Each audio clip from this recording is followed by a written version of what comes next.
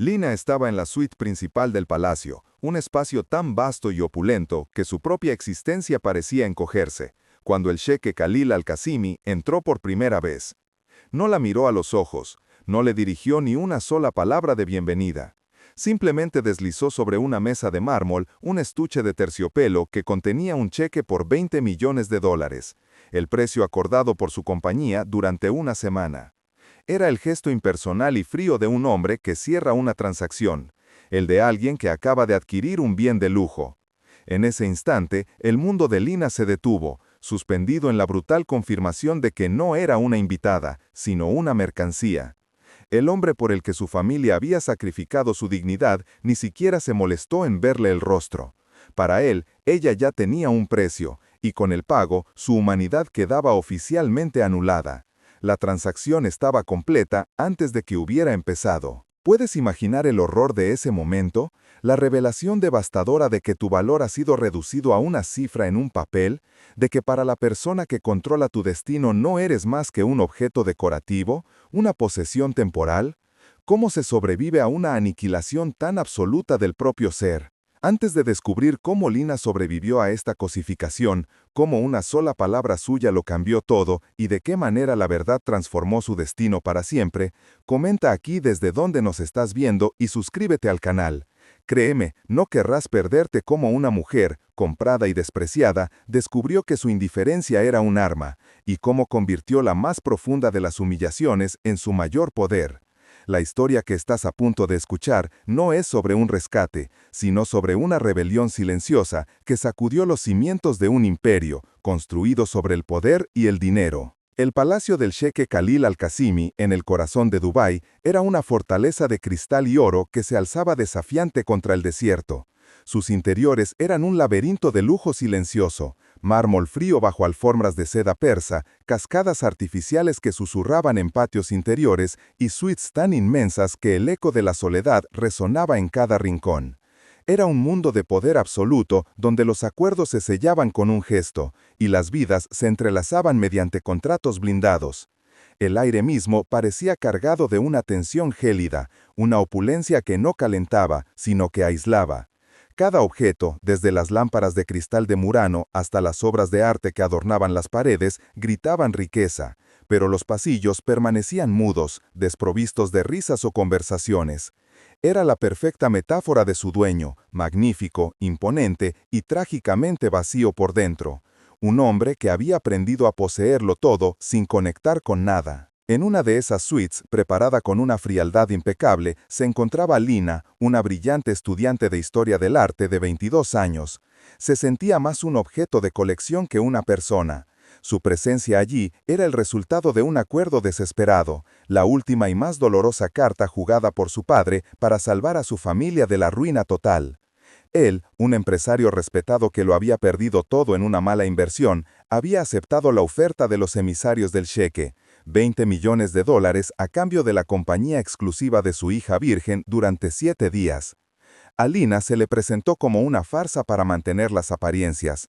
Su padre, consumido por una culpa que apenas le dejaba respirar, le había jurado que su honor permanecería intacto, una mentira que ambos necesitaban creer para poder seguir adelante. La esperanza inicial de Lina era frágil, un hilo delgado al que se aferraba con todas sus fuerzas. Su plan era sobrevivir a la humillación, mantener su integridad a cualquier coste y volver a casa sabiendo que había salvado a los suyos del abismo. Su mayor miedo, una sombra que la acechaba en la quietud de la lujosa suite, era que la palabra compañía fuera un eufemismo para algo mucho más oscuro, algo que le arrebataría no solo su virginidad, sino su propia alma. Pasaba las horas intentando convencerse a sí misma de que podría navegar la situación sin perderse, repitiéndose que era un sacrificio temporal, un paréntesis de horror en una vida que con suerte podría reconstruir después. Pero en el fondo, una voz helada le susurraba que las jaulas, por muy doradas que sean, siempre dejan cicatrices imborrables en quienes las habitan. El momento de la llegada del cheque fue la materialización de todos sus temores. El gesto del cheque sobre la mesa la devastó por completo, aniquilando la última pizca de esperanza que albergaba de que pudiera haber algo de humanidad en su acuerdo. No fue solo un insulto, fue la negación explícita de su existencia como ser humano con voluntad y sentimientos. La verdad, cruda y brutal, quedó expuesta bajo la luz de los candelabros. Para él, ella no era diferente de un coche de lujo o un cuadro exótico. Era una adquisición temporal, un capricho caro diseñado para decorar su semana. El sonido del estuche de terciopelo al cerrarse resonó en la habitación como el martillo de un juez dictando sentencia. En ese instante de cosificación absoluta, Lina comprendió la realidad de su situación y sintió como algo dentro de ella, algo que creía frágil, comenzaba a endurecerse. El clima emocional en la suite pasó de la tensión expectante a una revelación devastadora. El horror que sintió Lina no provenía del miedo físico, sino del shock existencial de ser tratada como una mercancía. El cheque sobre la mesa era un símbolo tangible de su deshumanización, la prueba irrefutable de que su valor había sido tasado y pagado. Sin embargo, mientras el jeque le daba la espalda, esperando su sumisión silenciosa, el clima emocional en la suite pasó de la tensión expectante a una revelación devastadora. El horror que sintió Lina no provenía del miedo físico, sino del shock existencial de ser tratada como una mercancía. El cheque sobre la mesa era un símbolo tangible de su deshumanización, la prueba irrefutable de que su valor había sido tasado y pagado. Sin embargo, mientras el jeque le daba la espalda, esperando su sumisión silenciosa, algo imprevisto ocurrió en el interior de Lina. El shock inicial dio paso a una calma gélida, una lucidez cortante que transformó el miedo en una fuerza silenciosa. De repente, los roles parecieron invertirse en su mente. Ella, la supuesta posesión, se convirtió en la observadora, midiendo al hombre más poderoso de la región. Un hombre que a pesar de toda su riqueza, parecía incapaz de ver el valor de lo que no tenía precio. Lina era una joven de una inteligencia y sensibilidad extraordinarias, con una voluntad de hierro oculta tras una apariencia delicada. Criada en una familia amorosa pero ahora en declive económico, sentía un profundo sentido del deber que la había llevado a aceptar lo impensable. Su pasión era el arte, no por su valor monetario, sino por la historia y el alma que contenía cada pieza, por la capacidad de un objeto para contar la historia de la humanidad. Era orgullosa, digna y ferozmente protectora de su autonomía. La decisión de aceptar el acuerdo fue un acto de sacrificio que le partió el alma, pero lo hizo convencida de que su fuerza interior sería suficiente para protegerla. No había contado con que el primer ataque no sería contra su cuerpo, sino directamente contra su identidad, contra la esencia misma de quién era. Antes de la oferta del jeque, su vida transcurría entre las aulas de la universidad, los museos y los sueños de comisariar exposiciones que conectaran culturas. Era una vida de modestia económica, pero de una inmensa riqueza intelectual y emocional. Tras el acuerdo, su existencia se había convertido en una espera silenciosa en una jaula de oro. Los días en el palacio eran una mezcla de soledad opresiva y humillación latente, rodeada de un lujo que le resultaba obsceno y vacío. Cada objeto de arte que veía en los pasillos le recordaba su propia situación, una pieza valiosa, adquirida para el disfrute de su dueño, pero despojada de su contexto y de su verdadero significado. La situación del cheque fue el punto de ruptura, el catalizador que transformó su pasividad en una rebelión silenciosa, su miedo en una fuerza inquebrantable que ni ella misma sabía que poseía. El jeque Khalil al-Qasimi, con sus 35 años, era un hombre formidable, esculpido por el poder y la desconfianza. Su frialdad no era una pose, sino una armadura forjada en el fuego de una traición devastadora en su juventud. Su prometida, una mujer a la que había amado con una vulnerabilidad que ya no se permitía, había intentado robarle una fortuna, utilizando su afecto como una llave para sus arcas. Aquella herida lo había convencido de que el amor era una farsa y que todo el mundo, sin excepción, tenía un precio. Desde entonces, utilizaba su inmensa riqueza como un escudo y un arma, manteniendo a todos a una distancia segura. En su mente, comprar la compañía de Lina era un acto lógico y seguro, una transacción clara sin las complicaciones ni los riesgos del apego emocional. No veía una mujer, veía una solución a su soledad, una que podía controlar y desechar. Mientras permanecía de espaldas a ella, esperando que tomara el estuche como una señal de aceptación, sus pensamientos estaban lejos de la suite. Repasaba mentalmente los detalles de una fusión empresarial, una nueva adquisición para su imperio. Para él, Lina era un asunto cerrado, un contrato cumplido. No se percataba del silencio denso y pesado que se había instalado en la habitación, ni del cambio que se estaba produciendo en la joven que acababa de comprar. Su cinismo lo había vuelto ciego y sordo a las sutilezas del espíritu humano. Creía que el dinero era el lenguaje universal, la única verdad en un mundo de mentiras. Estaba a punto de descubrir, de la forma más inesperada, que existían dialectos que su fortuna no podía traducir ni su poder podía someter. Su error fue asumir que la sumisión de ella estaba incluida en el precio.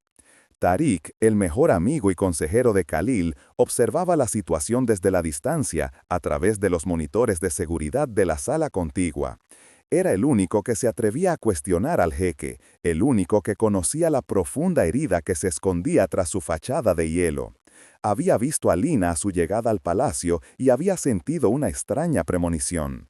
Esa mujer tiene fuego en los ojos, Khalil, no es un adorno que puedas comprar y guardar en un estante. Pero Khalil, atrapado en el eco de su dolor pasado, había ignorado el consejo, convencido de que todas las mujeres eran iguales, movidas por la codicia.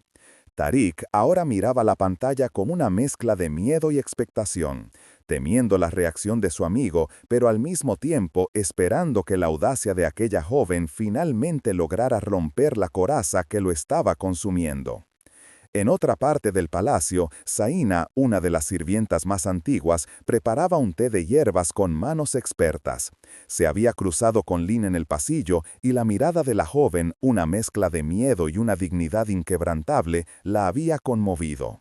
Zaina había visto a muchas mujeres pasar por aquel palacio, atraídas por el brillo del oro, pero en Lina reconoció algo diferente.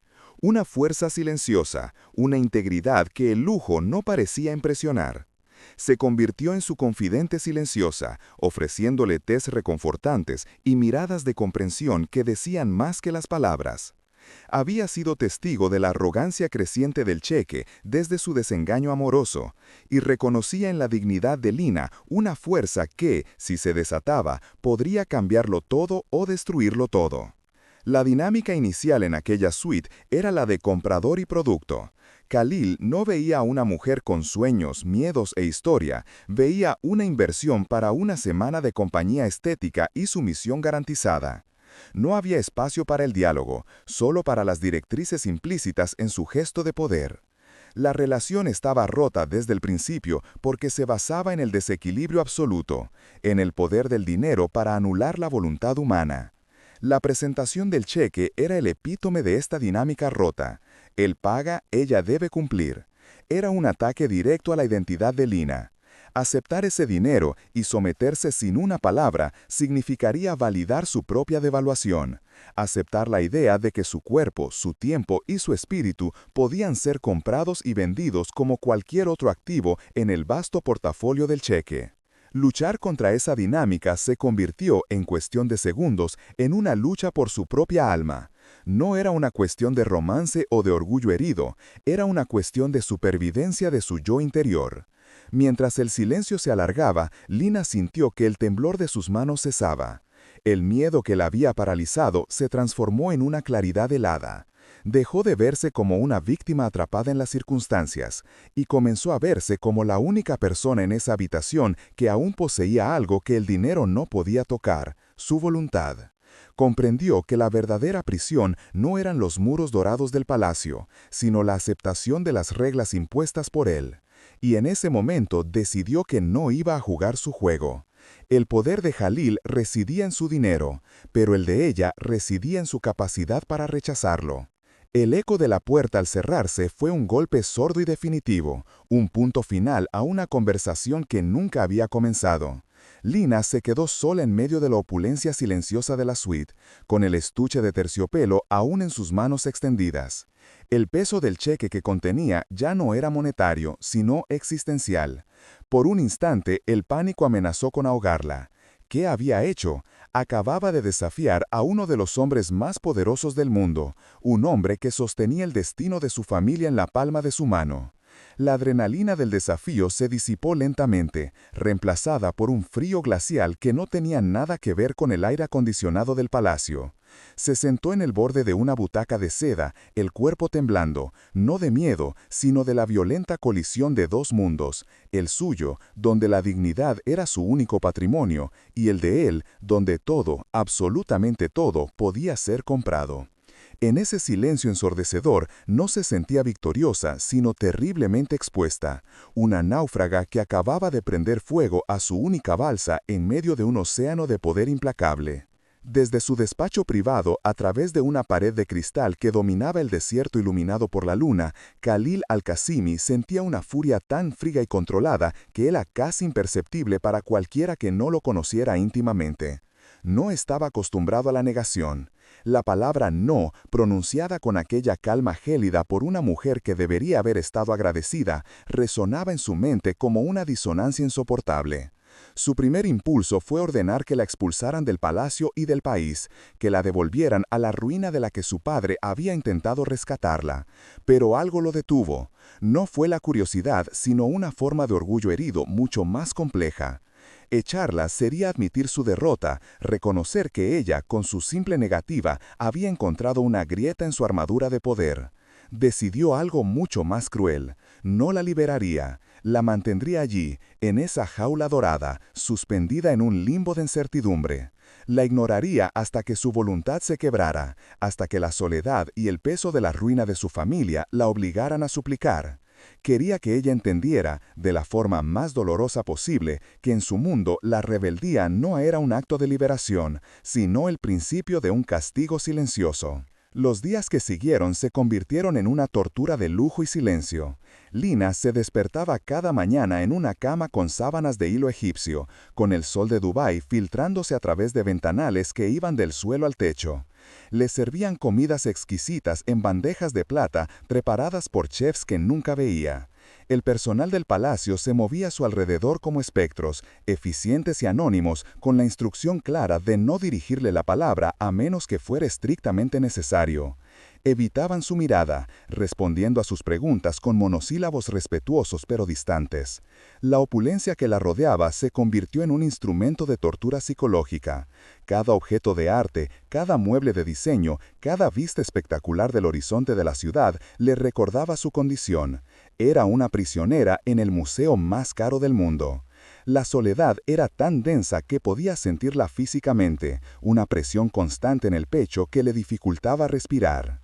Se dio cuenta de que el jeque no la había olvidado. La estaba borrando activamente, convirtiéndola en un fantasma que deambulaba por los pasillos dorados de su propia vida suspendida. Tariq encontró a Khalil en el establo, acariciando el cuello de su semental árabe favorito, el único ser vivo al que le permitía una cercanía sin condiciones. El consejero había observado la situación con creciente inquietud. Sabía que la orden de aislamiento total provenía directamente de Khalil y veía en ella no una estrategia, sino la manifestación de una herida profunda. Lleva 3 días encerrada en esa suite, Khalil. No has dicho ni una palabra sobre lo que piensas hacer. Esto no es propio de ti. Es cruel, dijo Tariq, su voz tranquila pero firme. Khalil ni siquiera se giró. Ella eligió su camino.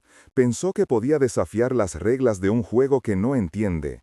Le estoy dando tiempo para que reconsidere su posición. La arrogancia, Tariq, debe ser curada con la indiferencia, respondió, su voz desprovista de toda emoción. Pero Tariq vio más allá de la frialdad, vio el desconcierto en los ojos de su amigo, la frustración de un hombre que había encontrado algo que no podía controlar con dinero y no sabía cómo procesarlo. Su crueldad no nacía del poder, sino de una vulnerabilidad que se negaba a admitir, un miedo atávico a que aquella mujer, con su integridad, le recordara todo lo que él había perdido. Mientras tanto, Lina intentaba desesperadamente encontrar una lógica en su encierro. ¿Era un castigo? ¿Una prueba? ¿O simplemente la había olvidado, descartándola como una mala inversión? Se negaba a creer que un hombre de su calibre actuara por puro capricho. Comenzó a explorar la suite, que más bien parecía un apartamento de lujo, buscando cualquier pista que les revelara algo sobre su captor. Encontró una biblioteca personal, cuidadosamente seleccionada, llena de volúmenes de historia, filosofía y poesía clásica. Los libros estaban impecables, muchos de ellos con las páginas aún rígidas, como si nunca hubieran sido leídos. Sin embargo, en un antiguo ejemplar de Las Meditaciones de Marco Aurelio, encontró una única nota al margen, escrita con una caligrafía elegante y precisa. El mejor modo de vengarse de un enemigo es no asemejarse a él. Esa frase la golpeó con la fuerza de una revelación. ¿Era esa la clave de su carácter? ¿Un hombre que luchaba contra sus propios impulsos oscuros? ¿Un emperador moderno atrapado en una batalla interna entre su poder y su filosofía? De repente, el monstruo que la había comprado adquirió una dimensión humana, y su situación se volvió aún más confusa y peligrosa. La soledad se convirtió en su compañera constante, un eco que le devolvía sus propios pensamientos.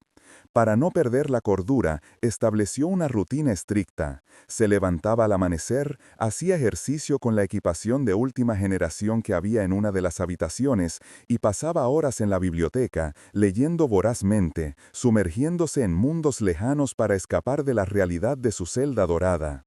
Se negaba a mostrar cualquier signo de debilidad ante el personal. Cuando le traían la comida, agradecía con una dignidad serena, comiendo lo justo para mantenerse fuerte. Se vestía cada día con la ropa de alta costura que habían dejado para ella, no como un acto de sumisión, sino como una declaración silenciosa: «No me habéis quebrado». Zaina, la sirvienta, era la única que se atrevía a mirarla a los ojos. A veces, junto al té de la tarde, le dejaba una flor fresca, una gardenia o un jazmín, un pequeño gesto de solidaridad que se convirtió en el ancla de Lina, la prueba de que su humanidad aún era visible para alguien en aquel palacio de autómatas. Zaina no decía nada, pero su mirada transmitía una mezcla de compasión y advertencia, como si supiera que la tormenta aún no había pasado. Una semana después del día en que debería haber terminado su contrato, la realidad la golpeó con una nueva crudeza. El acuerdo, por roto que estuviera, había expirado. Legalmente o al menos moralmente, debería ser libre. Sin embargo, nada cambió. Seguía siendo una prisionera. La esperanza de que él simplemente la dejara marchar se desvaneció, reemplazada por un miedo más profundo. Ya no se trataba de un acuerdo fallido, se había convertido en un asunto personal. Él la estaba reteniendo en contra de su voluntad, no por deseo, sino por una retorcida forma de posesión. No la quería, pero se negaba a que fuera libre. Era el epítome de la tiranía, el poder de retener a alguien no por su valor, sino para demostrar que podía hacerlo. Esa noche, Lina no pudo dormir. La inmensidad de la suite se volvió asfixiante, las paredes doradas parecían encogerse a su alrededor. Por primera vez desde su llegada, las lágrimas brotaron, silenciosas y amargas, no de autocompasión, sino de una rabia impotente ante la injusticia de su situación. Estaba atrapada en la telaraño del orgullo herido de un hombre. Impulsada por una mezcla de desesperación y una última pizca de fe en la humanidad que había vislumbrado en aquella nota al Marlen, Lina decidió dar un paso. No podía seguir esperando a que él dictara su destino. Tomó papel y un bolígrafo de la elegante escribanía y comenzó a redactar una carta. No era una súplica ni una disculpa, era un intento de conectar con el hombre que leía a Marco Aurelio, no con el jeque que firmaba cheques de 20 millones. Le escribió sobre el valor intrínseco de las cosas, sobre cómo una obra de arte pierde su alma cuando se reduce a una simple inversión financiera. Le habló de la diferencia entre precio y valor, entre poseer y comprender. No mencionó su situación ni la de su familia, no le pidió nada. Simplemente le ofreció una perspectiva diferente, un puente intelectual entre sus dos mundos. Dobló la carta con cuidado y se la entregó a Zaina al día siguiente, junto con una mirada que lo decía todo. Por favor. Zaina asintió levemente, tomó la carta y desapareció por el pasillo, dejando a Lina con el corazón en un puño, suspendida entre la esperanza y la certeza del fracaso. Zaina, con una lealtad dividida entre su señor y la joven que había llegado a respetar, no se atrevió a entregar la carta directamente a Jalil. Sabía de su humor implacable y temía las consecuencias. En su lugar, buscó a Tarik, el único hombre que actuaba como la brújula moral del jeque. Le entregó el sobre sellado, explicando su origen con voz queda. Tarik reconoció la gravedad del momento. Aquella carta podría ser la llave que abría la celda de Lina o el martillo que sellara su destino para siempre. Encontró a Jalil revisando unos planos arquitectónicos, su concentración absoluta. Sin decir palabra, Tarik dejó el sobre la mesa. Jalil levantó la vista, vio la caligrafía femenina y una expresión de fastidio cruzó su rostro. «¿Qué es esto?», preguntó, su tono cortante. «Es de ella. Creo que deberías leerlo», respondió Tarik. Jalil cogió la carta, la sopesó en su mano por un instante, como si pudiera sentir el peso de las palabras en su interior. Luego, ante la mirada atónita de Tarik, abrió un cajón de su escritorio, la arrojó dentro sin abrirla y lo cerró con un gesto definitivo. «No hay nada que esa mujer pueda decirme que me interese». Los días que siguieron a la entrega de la carta fueron los más oscuros para Lina. Cada amanecer traía consigo la misma ausencia de respuesta, el mismo silencio aplastante. La pequeña llama de esperanza que había albergado se fue extinguiendo lentamente, dejando tras de sí las cenizas de una profunda desilusión. Comprendió entonces la verdadera naturaleza de su castigo. No era el confinamiento físico lo que buscaba doblegarla, sino la anulación total de su voz. Él no solo la ignoraba, sino que le negaba activamente el derecho a ser escuchada. Su intento de establecer un diálogo, de apelar a su intelecto, había sido recibido con el más absoluto de los desprecios. La indiferencia de Jalil era un arma mucho más afilada y cruel que cualquier palabra de ira. La hacía sentir insignificante, invisible, como si sus pensamientos, sus sentimientos y su misma existencia fueran completamente irrelevantes. El lujo que la rodeaba se volvió grotesco, una decoración obscena para el lento desmoronamiento de su espíritu. Empezó a dudar de sí misma, de su decisión, preguntándose si su orgullo la había condenado a desaparecer en aquel vacío dorado. La llamada de su padre fue el golpe de gracia. Su voz, al otro lado de la línea, sonaba tensa y frágil, cargada de una ansiedad que intentaba disimular sin éxito. «Lina, hija, ¿está todo bien? Ha pasado más de una semana. El acuerdo, no hemos recibido noticias. Los acreedores están llamando a la puerta, están amenazando con iniciar el proceso de embargo de la casa». Cada palabra era una puñalada en el corazón de Lina. El peso de la culpa la aplastó. Su acto de defensa de la dignidad ahora tenía consecuencias tangibles y devastadoras para las personas que más amaba. Se vio atrapada en una encrucijada imposible, decir la verdad y destruir a su padre con la carga de que su sacrificio había sido en vano, o mentir y prolongar una agonía que no tenía visos de terminar. Eligió la segunda opción, la mentira piadosa que la encadenaba aún más a su situación. Al colgar, sintió el verdadero sabor de la derrota. Ya no luchaba solo contra el jeque, luchaba contra las consecuencias de su propia integridad. Esa noche, algo se rompió y se reconstruyó dentro de ella. La desesperación alcanzó su punto más bajo, un abismo oscuro donde el miedo y la culpa campaban a sus anchas. Se miró en uno de los inmensos espejos de la suite y apenas se reconoció. Vio a una mujer pálida, con los ojos ensombrecidos por la incertidumbre, una versión fantasmal de la joven que había llegado a aquel palacio llena de una determinación aterrorizada. Pero en el fondo de esa imagen vio también una chispa de la misma fuerza que la había llevado a decir no. La humillación de ser ignorada, la angustia por su familia y la rabia por la injusticia de su encarcelamiento se fusionaron en una nueva forma de resolución. Ya no iba a esperar, no iba a permitir que el silencio de Jalil la consumiera. Si él no quería escuchar su voz, se la haría oír. Si no quería verla, se pondría delante de sus ojos. Dejaría de ser un fantasma en su palacio y se convertiría en una presencia ineludible. No sabía cómo, pero encontraría la manera de forzar una confrontación. Su supervivencia ya no dependía de la paciencia, sino de la acción. La prisionera silenciosa estaba a punto de empezar su propia rebelión. La estrategia de Lina nació de la más pura desesperación, afilada por la claridad que solo se encuentra en el fondo del abismo. No podía escapar, no podía comunicarse con el exterior y no podía esperar un rescate que nunca llegaría. Su única arma era ella misma, su mente y la voluntad que se negaba a ser extinguida.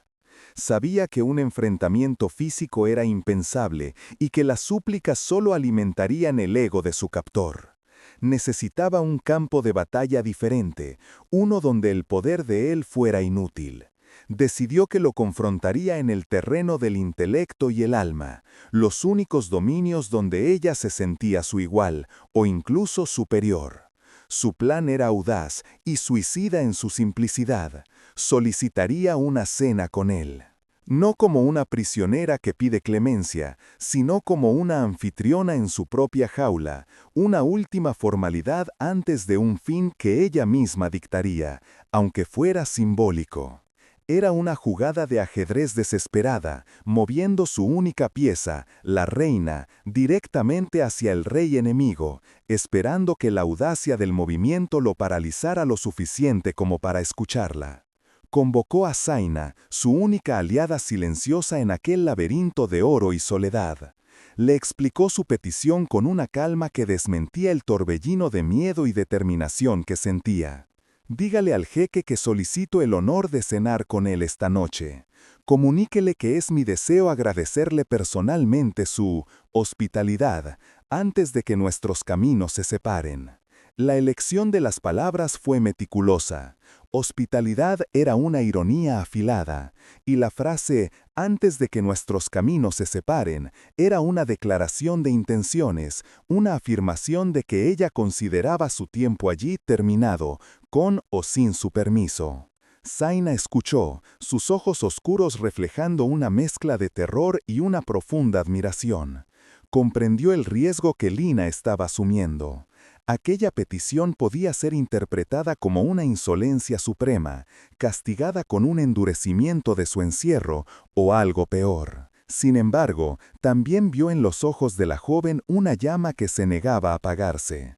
Asintió, tomó la petición como si fuera un objeto frágil y sagrado, y se marchó en silencio, convirtiéndose en la mensajera de una rebelión que estaba a punto de estallar en el corazón del imperio de Jalil. Jalil se encontraba en su estudio, revisando proyecciones financieras, cuando Tariq entró con una expresión indescifrable.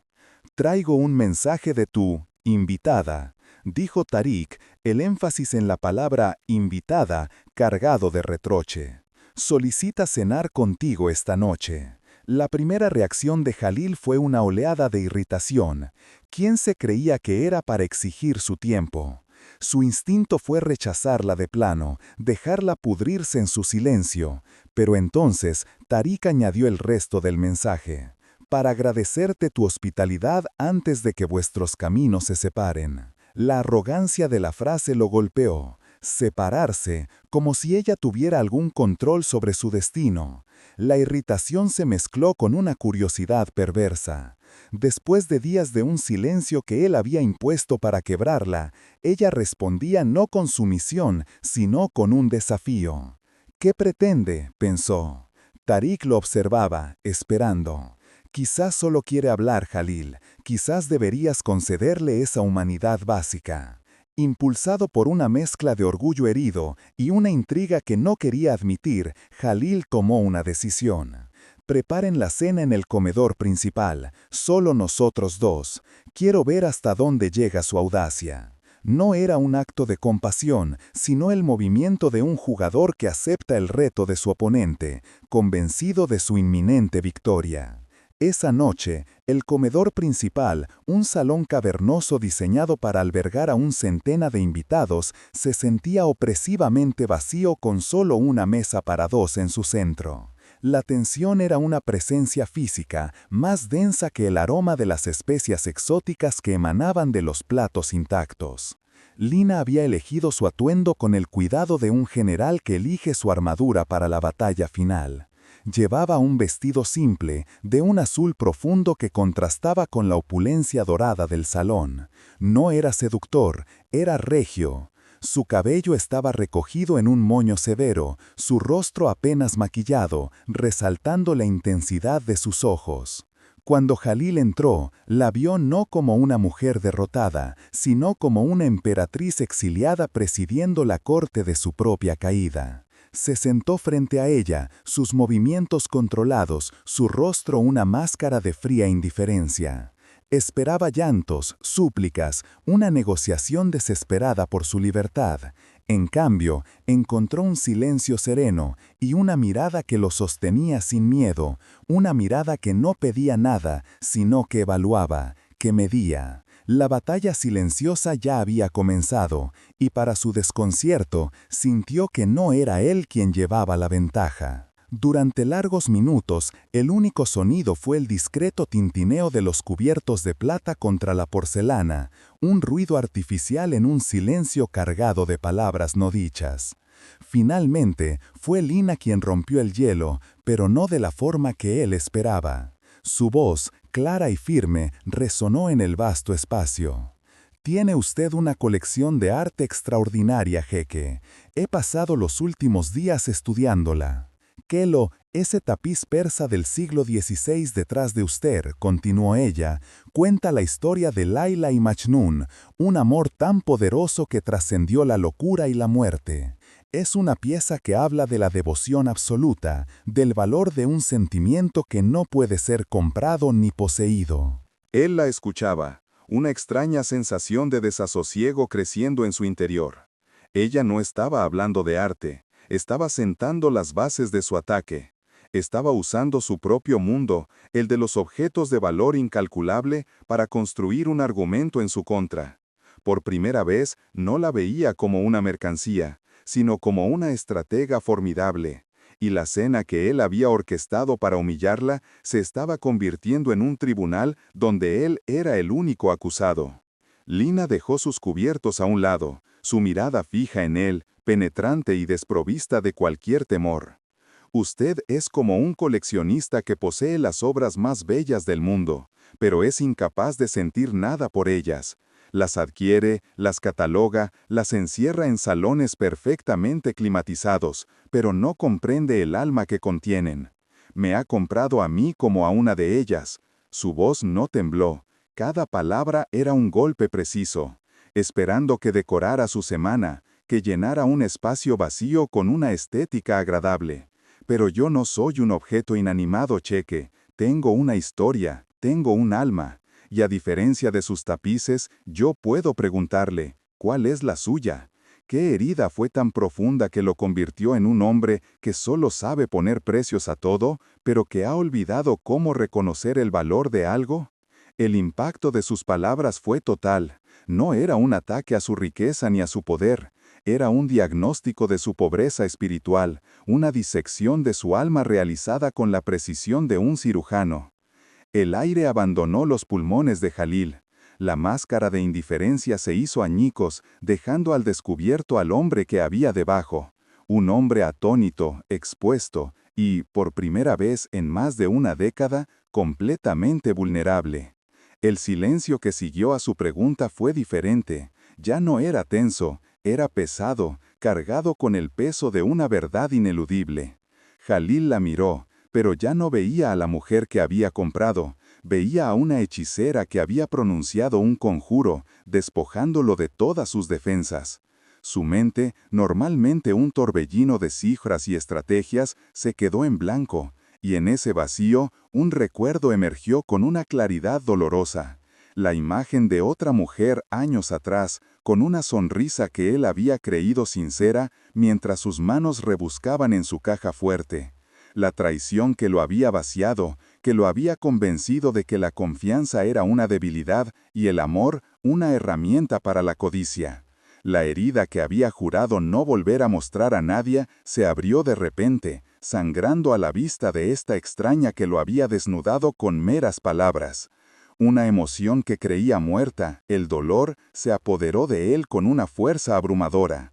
Bajó la cabeza, incapaz de sostener su mirada. El poderoso Sheikh Jalil Al-Qasimi, derrotado no por un rival en los negocios, sino por la pregunta de una prisionera. Cuando finalmente habló, su voz era irreconocible.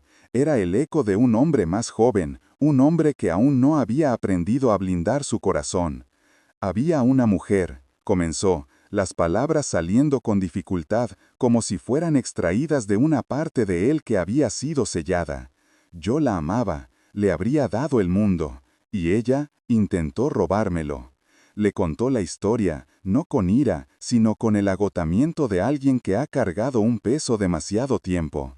Le habló de la humillación pública, de la forma en que su vulnerabilidad había sido utilizada como un arma en su contra.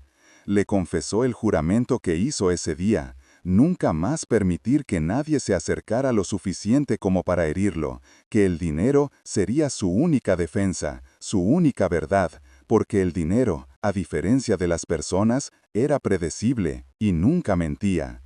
Mientras hablaba, no se estaba justificando ante Lina, se estaba confesando.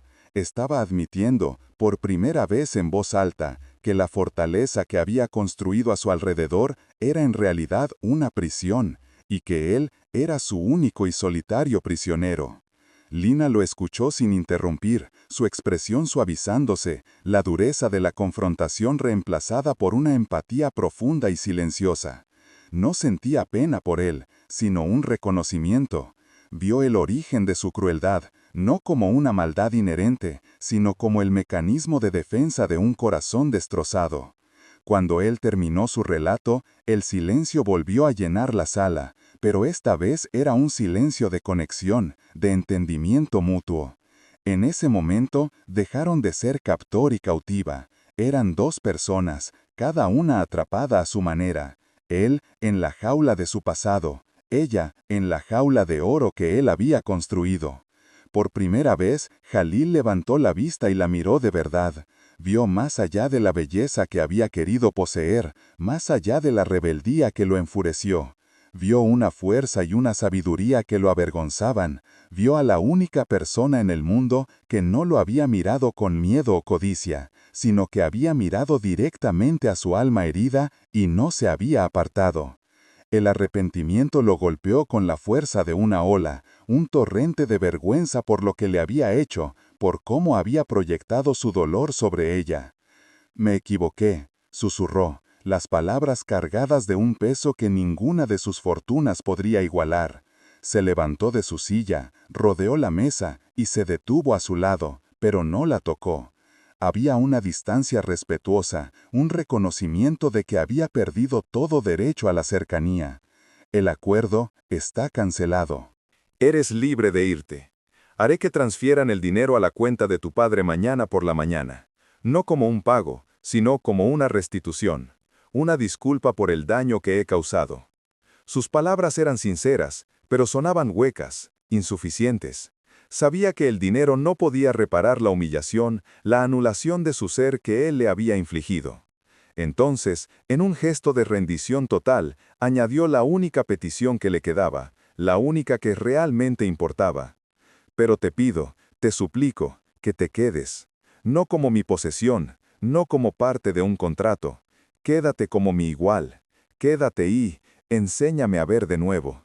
Enséñame a ver el valor de las cosas que he olvidado.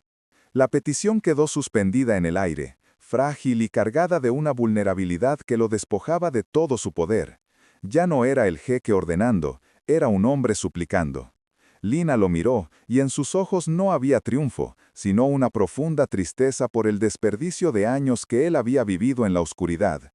El contrato de $20 millones se había disuelto, reemplazado por una oferta infinitamente más valiosa y aterradora, la posibilidad de una conexión humana real. La cena, que había comenzado como un acto de guerra, había terminado en un armisticio del alma. No hubo un beso, no hubo un abrazo. La primera intimidad real entre ellos fue esa conversación que se extendió hasta el amanecer, dos soledades encontrándose en la honestidad cruda de sus heridas. La consecuencia inmediata no fue el romance, sino el inicio de algo mucho más fundamental, el respeto. un respeto nacido no de la riqueza o la belleza, sino del coraje de una mujer que se negó a tener un precio, y la humildad de un hombre que finalmente admitió que estaba en bancarrota en todo lo que realmente importaba. Los días que siguieron a aquella cena transformadora no fueron un cuento de hadas, sino el lento y doloroso amanecer tras una larga noche de tormenta. El sol salía, sí, pero el paisaje estaba devastado y la confianza en ruinas. Khalil, despojado de su armadura de cinismo, se movía por el palacio como un extranjero en su propio reino. El poder y la riqueza que antes definían su existencia, ahora le parecían herramientas toscas e inútiles para la tarea que tenía por delante, reconstruir el alma de una mujer que él mismo había intentado demoler. Su primer impulso, instintivo y equivocado, fue ofrecerle regalos extravagantes, joyas, viajes, cualquier cosa que el dinero pudiera comprar. Pero se detuvo, recordando la mirada de Lina cuando le devolvió el cheque.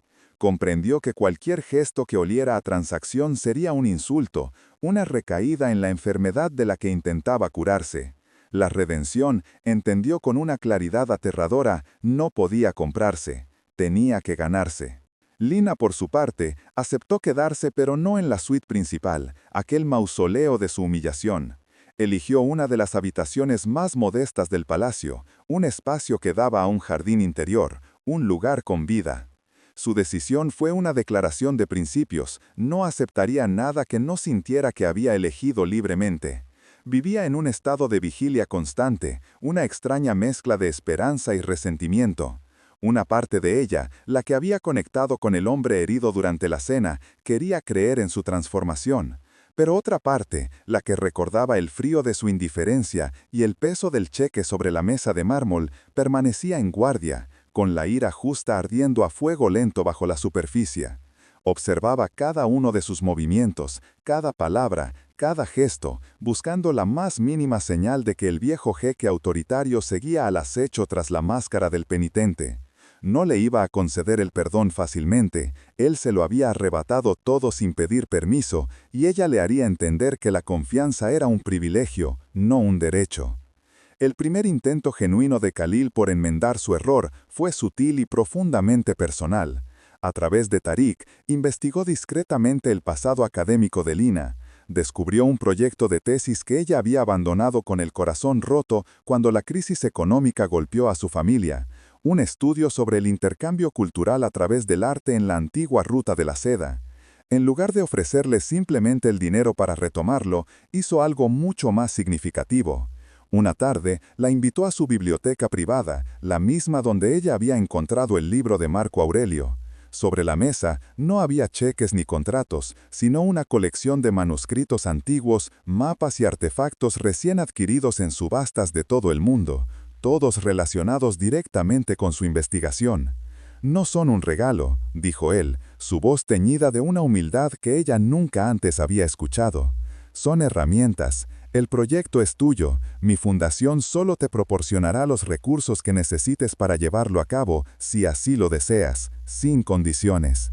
La reacción de Lina fue un torbellino de emociones contradictorias. El gesto la desarmó, era inteligente, respetuoso y demostraba que se había tomado el tiempo de conocerla, de entender lo que realmente importaba más allá de la superficie.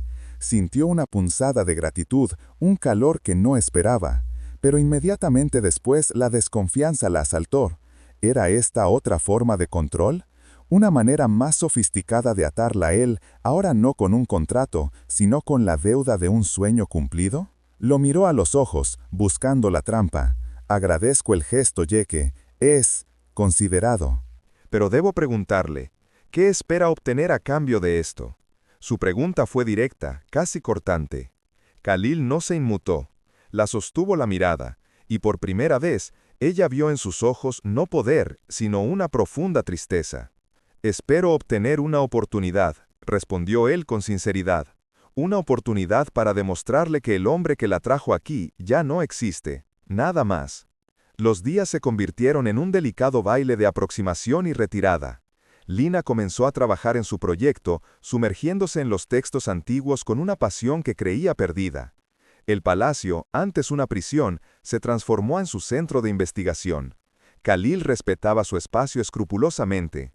No la interrumpía, no la presionaba. En cambio, le dejaba pequeñas muestras de su cambio. Un día, encontró junto a sus libros una primera edición de un poeta persa que ella había mencionado de pasada. Otro día, al entrar en el comedor para almorzar sola, lo encontró a él sirviendo la comida a Zaina y a otros miembros del personal, escuchando sus preocupaciones, algo que Tariq le confirmó más tarde que no había ocurrido en más de una década. Eran cambios pequeños pero acumulativos. Lina los registraba en silencio, su corazón una balanza que se inclinaba lentamente, casi imperceptiblemente, desde la suspicacia hacia una frágil esperanza. Tariq se convirtió en un observador y a veces en un mediador involuntario. Veía la lucha interna de ambos. Una tarde, encontró a Lina en el jardín, con la mirada perdida en el horizonte. «Está cambiando de verdad, ¿sabes?», le dijo en voz baja. «Durante años, intenté llegar a él, hacerle ver que la fortaleza que construía a su alrededor lo estaba asfixiando. Fracasé. Tú, con una sola palabra, derribaste muros que yo creía indestructibles. No sé qué pasará entre vosotros, pero le has devuelto al amigo que yo creía haber perdido para siempre». Sus palabras resonaron en Lina. Le hicieron ver la situación desde una nueva perspectiva. Quizás su encuentro no era solo una historia de dolor y redención para ella, sino también para él. Comprendió que el poder que ella había descubierto no residía solo en decir no, sino también en la posibilidad de decir sí a una segunda oportunidad, no solo para él, sino también para ella misma. Sin embargo, la sombra del trauma inicial persistía. El recuerdo de aquella primera tarde en la suite principal era una herida que se negaba a cicatrizar. Cada vez que Khalil intentaba un acercamiento más personal, una conversación que no fuera sobre arte o historia, ella se retraía instintivamente. La imagen de él, dándole la espalda tras dejar el cheque, estaba grabada a fuego en su memoria. Era la materialización de su anulación como ser humano, y mientras esa imagen conservara su poder sobre ella, cualquier intimidad verdadera era imposible. Khalil, con una sensibilidad que lo sorprendía incluso a sí mismo, se dio cuenta de ello. Entendió que las disculpas verbales y los gestos considerados no eran suficientes. Para sanar la herida, tenía que volver al lugar donde la había infligido y enfrentarla de cara, con la misma brutal honestidad con la que ella lo había confrontado a él. Una noche, casi un mes después de su llegada, él se acercó a ella mientras leía en la terraza. Su rostro era solemne, su resolución palpable. «Lina, necesito pedirte algo difícil», dijo, su voz firme pero cargada de vulnerabilidad. «Necesito que vengas conmigo, a la suite principal». El corazón de Lina se detuvo. El pánico, frío y familiar, le atenazó la garganta. Volver allí era lo último que deseaba en el mundo. Era como pedirle a una víctima que regresara a la escena del crimen. Vio el miedo en sus ojos y él añadió rápidamente: «Solo para hablar, te juro que es solo para hablar. Hay algo que debo hacer, y tiene que ser allí.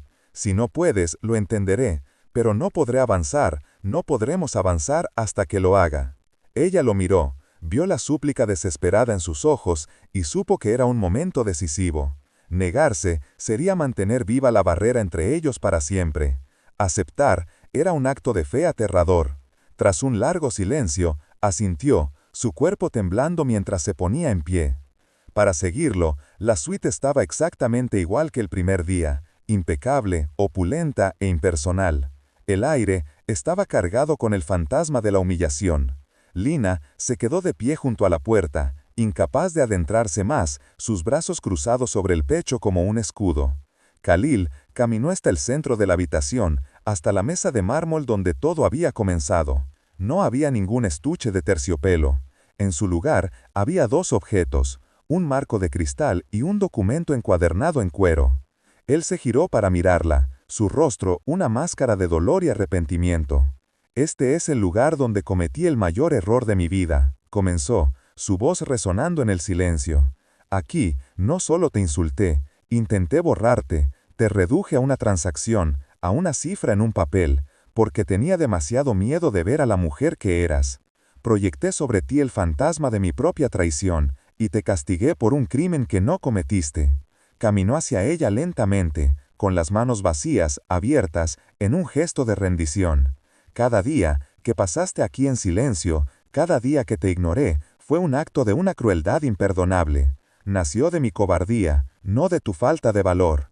Nació de mi ceguera, no de tu invisibilidad. Se detuvo a un paso de ella, su mirada suplicante. Te pido perdón, Lina. No por el acuerdo, que fue un error desde el principio.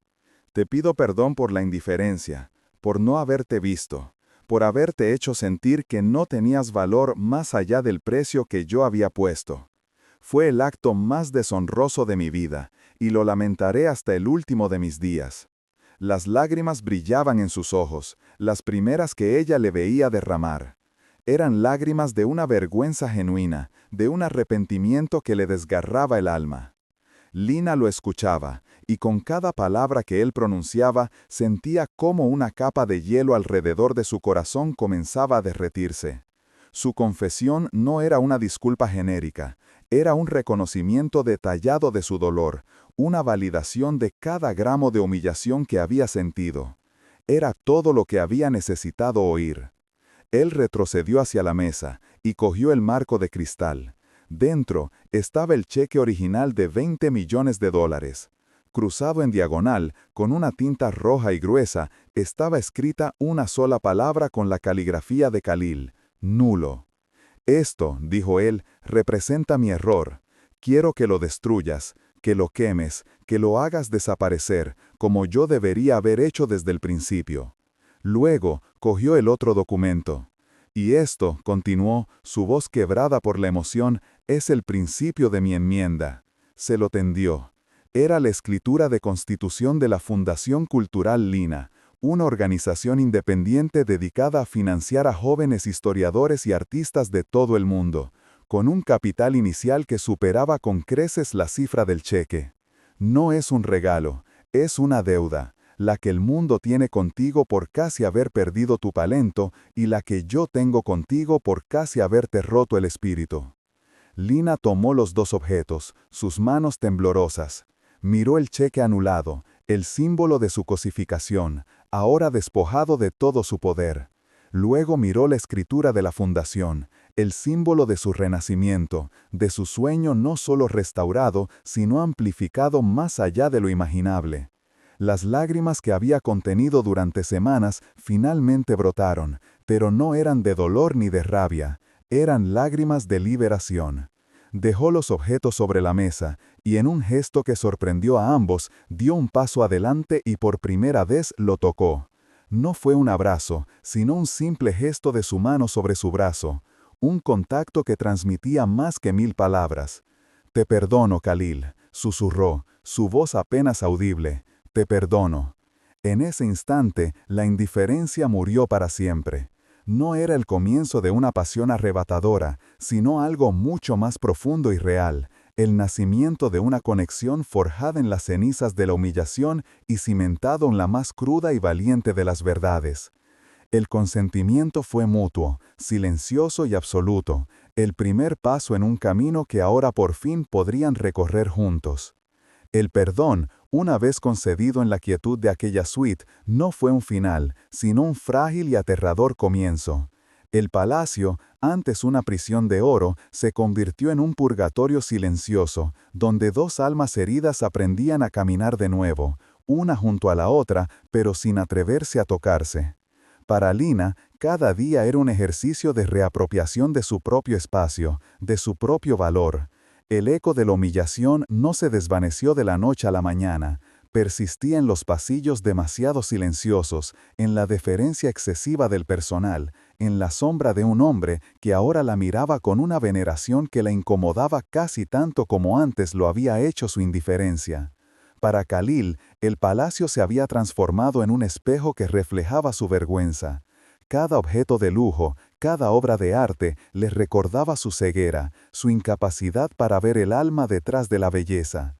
La redención no era un destino al que se llegaba, sino un camino que debía recorrer a diario, pavimentado con paciencia, respeto y el miedo constante a cometer un nuevo error que la hiciera retroceder a la fortaleza de su dolor. La Fundación Cultural Lina se convirtió en el epicentro de la curación de ella. No era solo un proyecto, era la reconstrucción de su identidad. Se sumergió en el trabajo con una ferocidad que sorprendió a todos, especialmente a Khalil. Viajó al Cairo, a Estambul, a Samarcanda, buscando no solo arte, sino historias de supervivencia, de belleza nacida de la adversidad. Cada vez que aprobaba una beca para una joven artista sin recursos, sentía que estaba rescatando una versión de sí misma. Cada vez que organizaba una exposición que conectaba mundos, sentía que estaba reescribiendo su propia narrativa, transformando una historia de cosificación en un legado de creación y empoderamiento. Ya no era la mujer que había sido comprada, era la mujer que proporcionaba valor, que descubría y nutría el talento que el mundo, en su prisa y su ceguera, a veces pasaba por alto. El trabajo la sanó porque le devolvió el poder de definir el valor, no solo en el arte, sino, y más importante, en sí misma. Khalil, por su parte, emprendió su propia y silenciosa revolución. Comenzó por desmantelar al hombre que había sido, pieza por pieza. Vendió las acciones de las corporaciones más agresivas de su conglomerado, reinvirtiendo en proyectos de desarrollo sostenible y educación. Empezó a almorzar en el comedor del personal, no como un gesto teatral, sino para escuchar, para aprender los nombres de las personas que mantenían su mundo en funcionamiento. Tariq lo observaba con un asombro renovado, viendo cómo su amigo reemplazaba las reuniones de la junta directiva por visitas a escuelas en aldeas remotas. Khalil descubrió una verdad simple y devastadora. Durante años había estado acumulando un poder que lo aislaba, una riqueza que lo empobrecía. La verdadera ganancia, se dio cuenta, no estaba en la adquisición, sino en la contribución. El cambio no fue rápido ni fácil. A menudo, su viejo yo, el hombre de los instintos depredadores y las decisiones frías, intentaba resurgir. Pero entonces pensaba en Lina, en la calma de su mirada cuando le dijo no. Y ese recuerdo se convirtió en su brújula moral, la estrella polar que lo guiaba fuera de la oscuridad de su propia creación. Su relación se reconstruyó sobre los cimientos del respeto intelectual. Pasaban las noches en la biblioteca, no como amantes, sino como académicos, debatiendo sobre filosofía sufí o la influencia del arte bizantino en la cerámica islámica. Él aprendió a escucharla, a maravillarse no solo de su belleza, sino de la arquitectura de su mente, de la pasión que la animaba. Ella, a su vez, empezó a ver más allá del sheque, descubriendo al hombre que había debajo, un intelecto formidable, un humor seco y una capacidad para la introspección que la desarmaba. No hubo gestos románticos forzados, ni cenas a la luz de las velas, ni joyas. El mayor regalo que él le ofreció fue su atención indivisa, el espacio para que ella fuera ella misma, sin miedo y sin deudas. Esta lenta danza de mentes y almas era la única forma en que la confianza podía volver a crecer.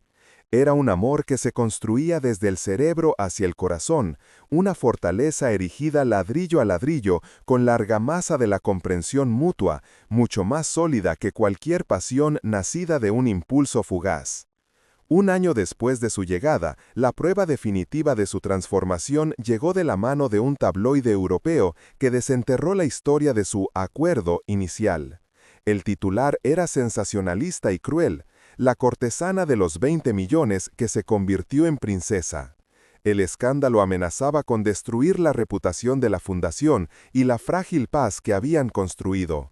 El viejo Khalil habría aplastado al periódico con un ejército de abogados, habría comprado su silencio y enterrado la historia bajo una montaña de dinero. Pero el nuevo Khalil hizo algo que nadie esperaba. Convocó una rueda de prensa internacional, con Lina a su lado, no detrás de él. No negó la historia, la confirmó. Con una honestidad brutal, contó la verdad, su arrogancia, su ceguera, el cheque y la humillación. Y luego miró al mundo y dijo: «Cometí el error de intentar comprar a la mujer que está a mi lado. Fue el acto más vergonzoso de mi vida». Pero su negativa a ser comprada, su inquebrantable dignidad, no solo me salvó de mí mismo, sino que me enseñó el verdadero significado del valor. La historia no es sobre una transacción, es sobre una redención, la mía. En ese momento, de pie junto a él, frente a los flashes de las cámaras, Lina sintió la última cadena de su trauma romperse.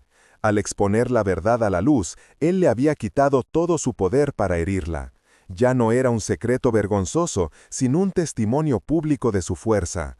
No se sintió defendida por él, se sintió su igual, una compañera en una batalla que habían elegido librar juntos.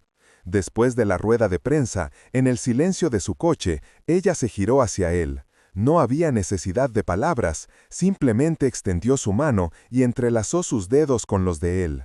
Fue el primer gesto de intimidad física iniciado por ella, un acto de elección libre y absoluta.